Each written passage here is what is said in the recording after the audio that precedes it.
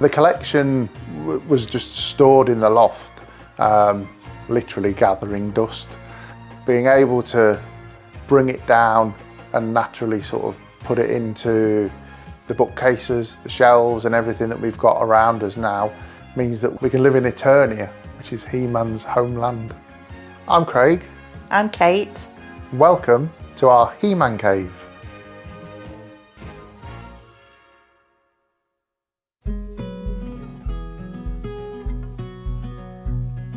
Growing up in the 80s, I'd managed as a child to get Christmases and birthdays a number of He-Man toys, but then over the years we tended to sort of lose some of the toys and the playthings that we'd had, and we're now in a position where we're fortunate enough to be able to start collecting again.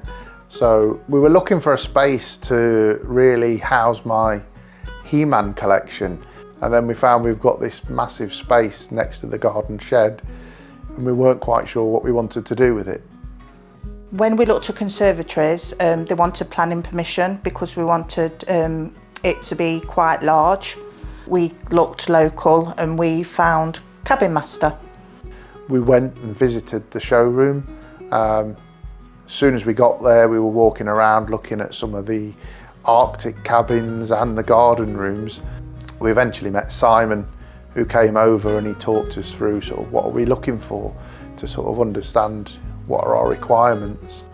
We made the decision to add tinted film to the windows, to the interior, because the garden is south facing.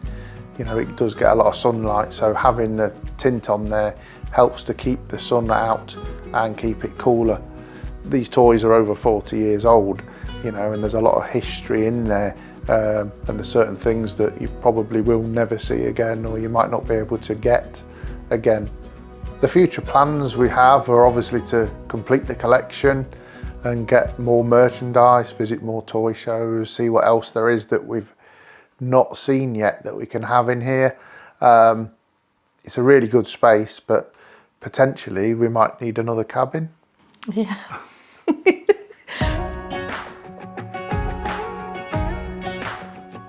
I feel that the cabin has added extra to us as a family and as a couple. We come down and we watch film together, so we're spending a lot more time together in the evening rather than just sitting in the house. I also think it gives us a more flexible space. Other people that have had conservatories, it's been too hot in the summer, too cold in the winter, and it turns into a storage space that people can't actually use.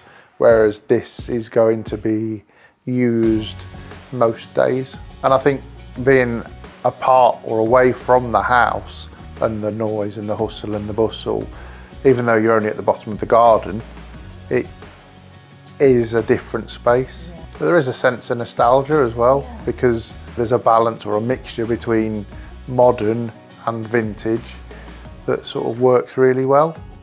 So it gives us the opportunity to experience everything, our lifetime.